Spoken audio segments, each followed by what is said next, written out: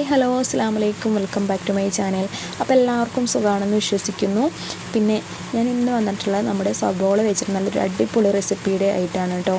അപ്പോൾ ലക്ഷക്കണക്കിന് ആൾക്കാർ ഫേസ്ബുക്കിൽ കണ്ടിട്ടുള്ള ഒരു റെസിപ്പിയാണ്. അപ്പോൾ അതിന് ആവശ്യം 3 സബോള ഞാനിപ്പോൾ എടുത്ത് വെച്ചിട്ടുണ്ട്. പിന്നെ ഒരു 3 പച്ചമുളകും കുറച്ച് കറിവേപ്പിൻ്റെ ഇലയും കൂടി എടുത്ത് വെച്ചിട്ടുണ്ട് കേട്ടോ. അപ്പോൾ സബോളയൊക്കെ തൊലിയൊക്കെ കളഞ്ഞ് കഴുകി വെച്ചിട്ടുള്ളതാണ്. അത് ഈ രീതിയിലൊന്ന് കട്ട് ചെയ്തെടുക്കാം കേട്ടോ. അപ്പോൾ അധികം നൈസായിട്ട് കട്ട് ചെയ്യരുത്, ഈ കാണുന്ന രീതിയിലാണ് കട്ട് ചെയ്യേണ്ടത്. എന്നിട്ട് നമ്മൾ ഇതേപോലെ ഒന്ന് റെഡിയാക്കി എടുക്കുക കേട്ടോ. സബോളയൊക്കെ ലെയറൊക്കെ മാറ്റിയെടുക്കുക.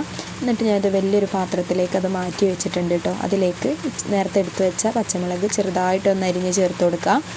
പിന്നെ ഇതിൽ ആവശ്യത്തിനുള്ള ഉപ്പും കൂടി ചേർത്ത് കൊടുക്കുക. പിന്നെ ഒരു 3-4 ടേബിൾ സ്പൂൺ വിനാഗിരി ഒഴിച്ചു കൊടുക്കുക കേട്ടോ.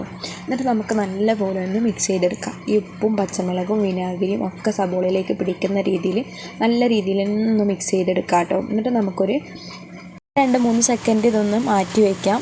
സബോളയൊക്കെ ഇതേ നല്ലപോലെ തന്നെ മിക്സായി വന്നിട്ടുണ്ട് കേട്ടോ. വിനാഗിരിയും സബോളയും ഒക്കെ നല്ല രീതിയിൽ മിക്സായി വന്നിട്ടുണ്ട്.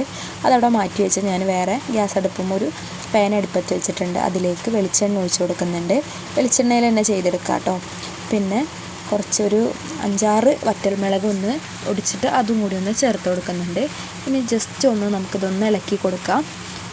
കരിഞ്ഞു പോകാൻ നോക്കണം കേട്ടോ. പിന്നെ നമുക്ക് നേരത്തെ എടുത്ത് വെച്ചിട്ടുണ്ടായിരുന്ന കറിവേപ്പില ഞാൻ ജസ്റ്റ് ഒന്ന് ചെറുതായിട്ടൊന്ന് കട്ട് ചെയ്തിട്ട് ഇട്ടിട്ടുണ്ട്. എന്നിട്ട് അതൊന്ന് മൂപ്പിച്ചെടുക്കാം.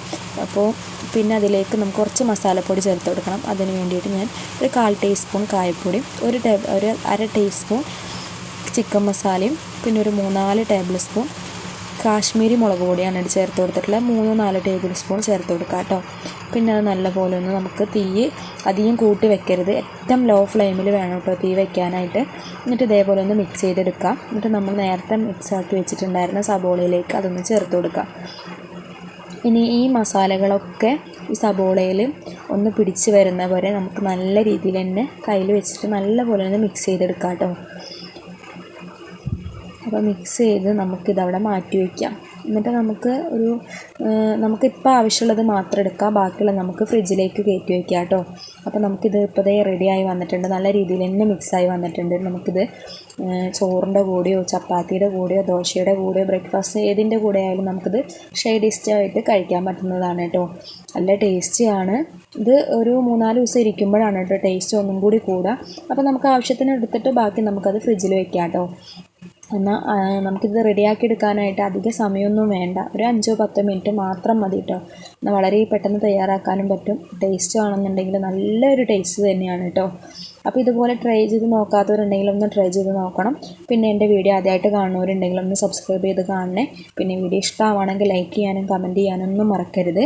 അപ്പോൾ ഇൻഷാ അല്ലാഹ് അടുത്ത ദിവസം നല്ലൊരു വീഡിയോ ആയിട്ട് വരാം. ടാറ്റാ ബൈ ബൈ, അസ്സലാമു അലൈക്കും.